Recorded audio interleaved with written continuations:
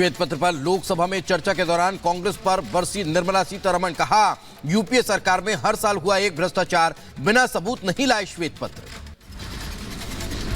BJP अध्यक्ष JP Nadda से दिल्ली में सुशासन महोत्सव 2024 का उद्घाटन किया। कहा, गुड गवर्नेंस कोई स्लोगन नहीं है, मैजिक बैंड है, ये एक स्पिरिट है। गुड गवर्नेंस की सिर्फ बातें करती है सरकारें। गृह मंत्री अमित शाह से मिले राष्ट्रीय लोक जनता दल के अध्यक्ष उपेंद्र कुशवाहा।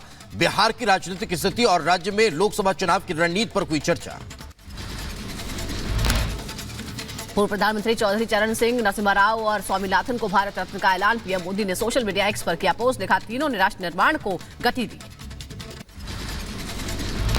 बीजेपी सांसद मनोज तिवारी ने कांग्रेस पर बोला हमला। कहा, कांग्रेस कभी अपने परिवार से अलग किसी को सम्मान नहीं करना चाहती थी, न किसी को सम्मानित होते देखना चाहती थी। देखिए, सच्चाई ये है कि कांग्रेस अपने एक परिवार से अलग ना तो किसी को सम्मान करना चाहती थी और ना ही किसी को सम्मानित होते देखना चाहती। चौधरी चरण सिंह को भारत रत्न के ऐलान पर जयंत चौधरी ने जताया आभार। कहा, केंद्र सरकार और पीएम मोदी को धन्यवाद, एनडीए में जाने से नहीं कर सकता इनकार। बाला साहेब ठाकरे के लिए भारत रत्न की मांग। राज ठाकरे ने चौधरी चरण सिंह, नरसिम्हा राव और स्वामीनाथन को भारत रत्न देने का स्वागत किया। कहा, बाला साहेब को भी मिले भारत रत्न सम्मान। 3 विभूतियों को भारत रत्न के ऐलान पर बीजेपी प्रदेश अध्यक्ष भूपेंद्र सिंह चौधरी ने स्वागत किया। कहा, पीएम मोदी का बहुत बहुत धन्यवाद। सपा सांसद जावेद अली खान ने पीवी नरसिम्हा राव को भारत रत्न सम्मान देने पर उठाए सवाल। कहा, सरकार बताए नरसिम्हा राव को किस आधार पर दिया जा रहा भारत रत्न। हरियाणा के सीएम मनोहर लाल खट्टर ने भी भारत रत्न के लिए जताया आभार। कहा, तीनों विभूतियों को सम्मान के लिए पीएम मोदी और राष्ट्रपति का धन्यवाद।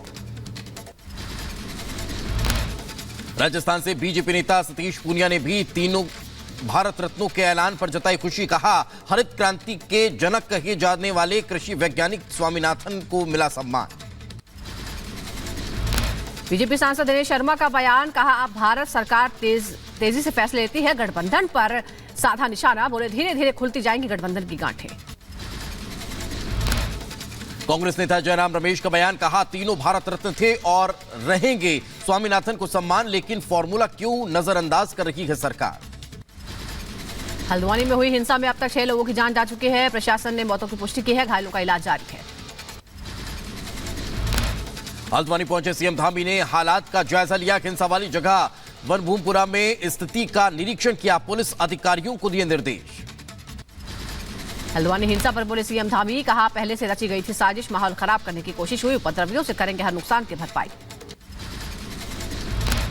सरकारी संपत्ति जलाई है या लोगों की संपत्तियां जलाई हैं, वाहन जलाए हैं, उसको चेक किया जाएगा, जांचा जाएगा।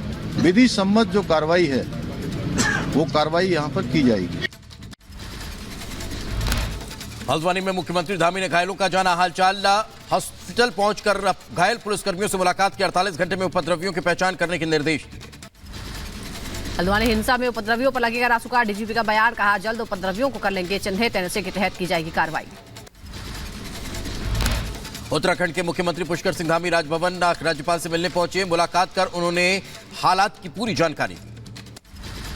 हल्द्वानी में बड़ी संख्या में पुलिस फोर्स तैनात है। पुलिस पेट्रोलिंग करके लोगों से घर में रहने की अपील कर रही है। इलाके में 10 पैरामिलिट्री फोर्स रखी गई है।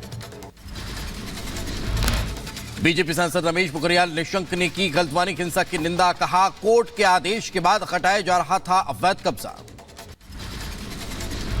जो भी घटनाक्रम घटा, जिस ढंग से घटा, तो उसे लगता था कि निश्चित रूप में कुछ उपद्रवियों के द्वारा पूर्व नियोजित तरीके से ये किया गया, जो दुर्भाग्यपूर्ण है।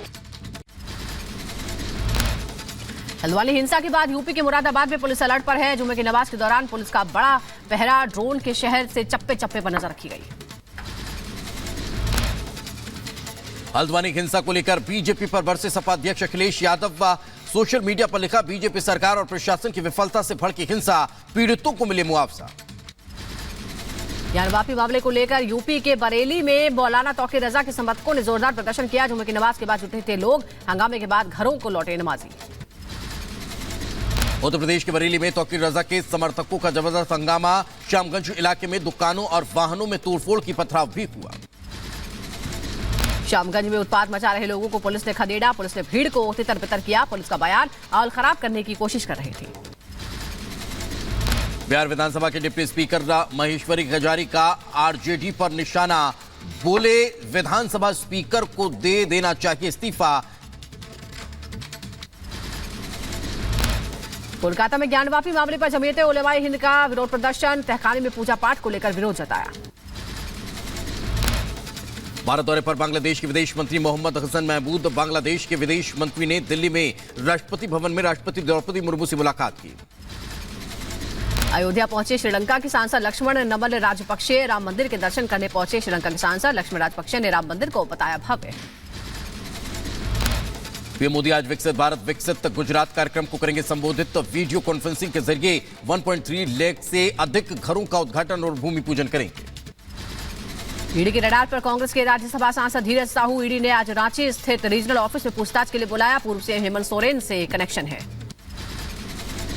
नागौर में वीर तीज महिला शिक्षक का कार्यक्रम को सीएम भजनलाल ने किया संबोधित। कहा गांव के विकास से बढ़ेगा देश। सरकार की योजनाओं को सभी तक पहुंचाना हमारा लक्ष्य। यूपी के बहराइच में लोकसभा चुनाव कार्यालय का मंत्री धर्मपाल सिंह ने उद्घाटन किया। चौधरी चरण को भारत रत्न के ऐलान पर पीएम को बधाई दी। भारतीय जनता पार्टी राष्ट्र को सुरक्षित और संरक्षित करने का, भारत माता का गौरव कैसे बढ़े इसकी चिंता करने का। मुख्तार अंसारी के करीबी शूटर की जमानत याचिका खारिज। हत्याकांड के गवाहों की हत्या करने का आरोप के 10 साल बाद पुलिस ने गिरफ्तार किया था। मुख्तार अंसारी के खिलाफ पुलिस की एक और बड़ी कार्रवाई। पत्नी और सहयोगियों के बैंक खाते सीज किए। कई कंपनियों से भेजे गए थे करोड़ों रुपए।